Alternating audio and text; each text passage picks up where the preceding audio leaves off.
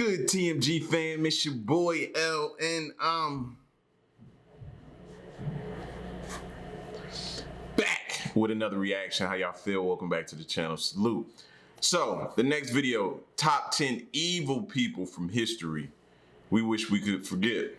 Right? So when I think about stuff like this, right, I automatically think of like serial killers. Y'all see what all these unsolved cases, solved cases, strange cases has really done to my brain? Like serial killer. Like, even last night, my son was laying over there on the couch, right? Back over there, laying on the couch. He's like, what you want to watch? Let's watch a movie. I was like, ooh, man, the new Candyman coming out. He just looked at me and was like, why do you automatically go to that type stuff? Horror, thriller, stuff like that. Those documentaries for people that were serious. All stuff, I don't know, it just intrigues me. It does. I can't explain it. I like what I like. And it does, man. A good horror movie, I'm with it. Good one with it. The killer, you trying to solve it during the movie, I'm with it. So, just letting y'all in, and just peeling back a little bit more of the onion so y'all get to know me. But I'm not a serial killer, so don't even start even thinking that. They'll tell you. Anybody will tell you. All right, so we're going to get into the video, man. Shout outs to the most amazing top 10 for the video. If you're new to the channel, hit the subscribe button. Let me put my phone on silent real quick. Moment of silence for the haters. That's enough. Now run the likes up. Make sure y'all hit that like button. Let's go. And we're back with yet another list of top 10 evil people from history we really wish we could forget. We should never forget our history, otherwise we will be doomed to repeat it. But sometimes we hear about things and people and we just really wish we didn't. Welcome back to MA, everyone. I'm your host, Rachel. Bro, that looked like a serial killer lineup right there, fam. All of them look like they did something that you just, you wish you don't even want to repeat it. It's so bad. And we just really wish we didn't. Welcome back to MA. He looked like a principal. This dude right here. Oh, what was the guy name on the show? Was it Mr. Sweeney? Was that Boy Meets World? That's what he looked like, bro. Oh, snap.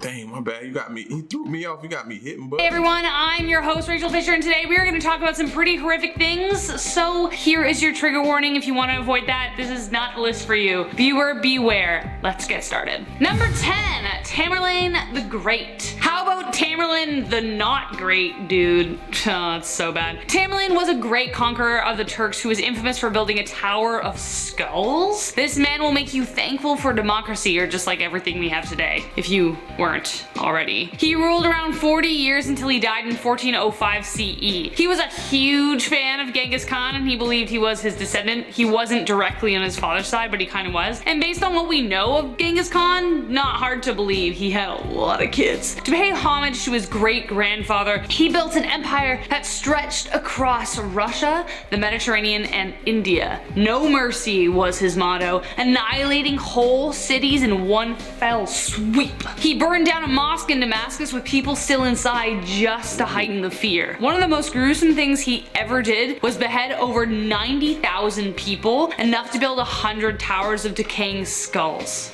Right? Dang.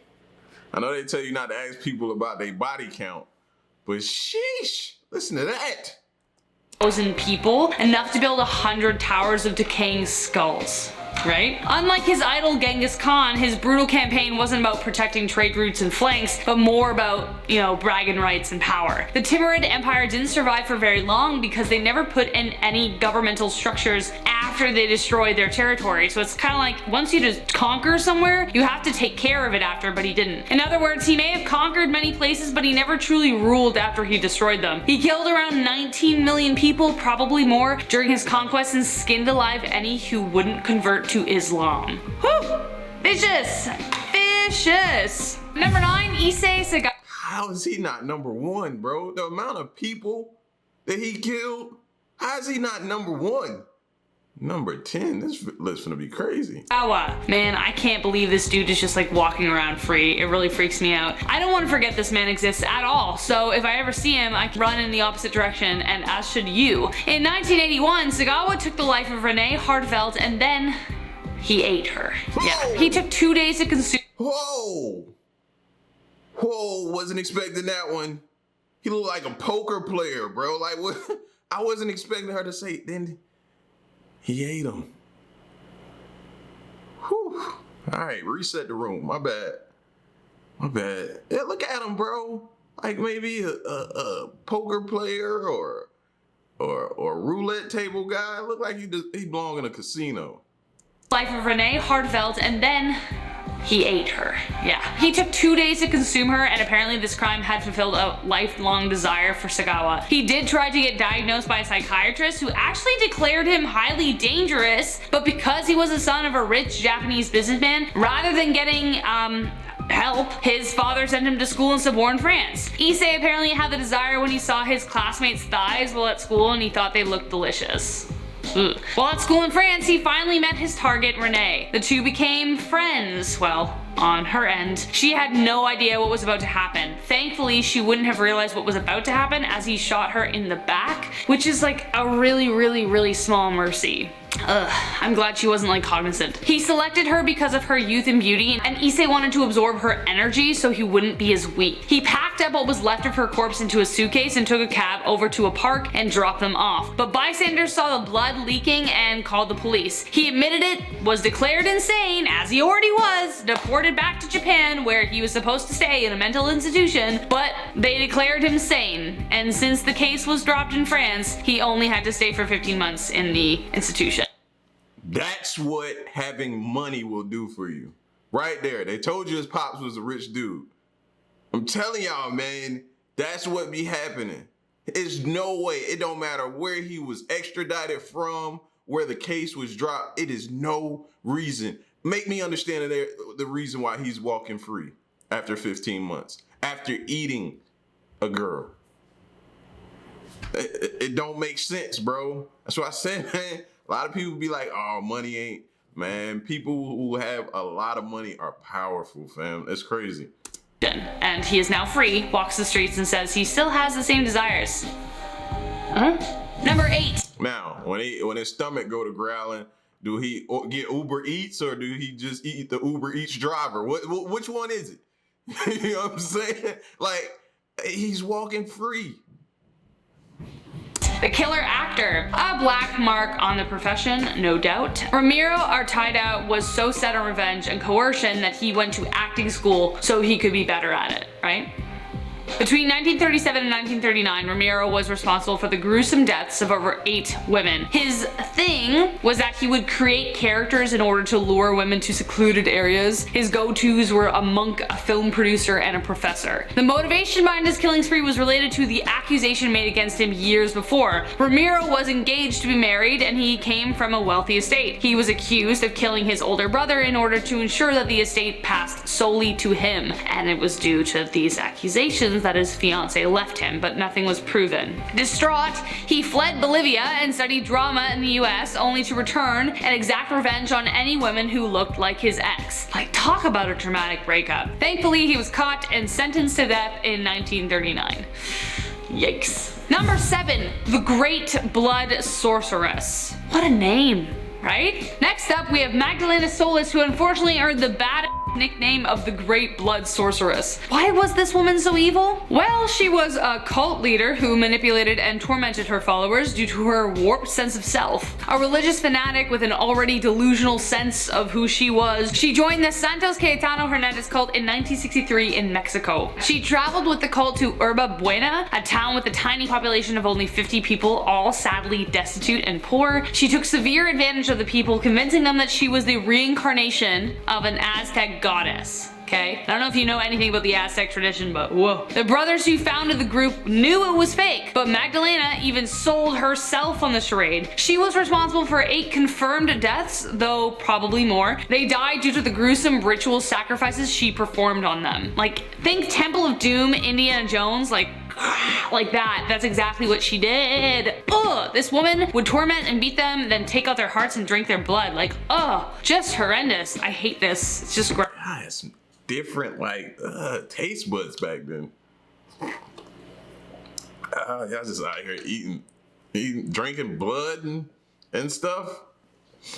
Yeah. Gross. Don't join cults. Anyways, number 6, Delphine Lalaurie. It was only a matter of time before Delphine Lalaurie made it onto this list, and I know you've been waiting. Lalaurie first caught suspicion over her cruelty when a servant girl threw herself off of a balcony whilst being chased by Lalaurie. But the real horrors were revealed when rescuers found a 70-year-old slave woman chained to the stove during a house fire. The woman had set the fire herself and tried to take her own life for fear her punishment would lead her to the attic. When authorities ventured up to the attic themselves, they saw several bodies of servants mutilated and hung by the neck. Needless to say, the whole town was set ablaze after that with anger. A mob surrounded the Lalaurie mansion with the desire of confronting and punishing the cruel woman, but she had disappeared. To this day, no one knows what happened to her. I mean, she's definitely dead. She was socially ruined, but as to where and how, no one knows. But she was never properly punished for her crimes. Number 5, Jeffrey Dahmer. I'm actually surprised Dahmer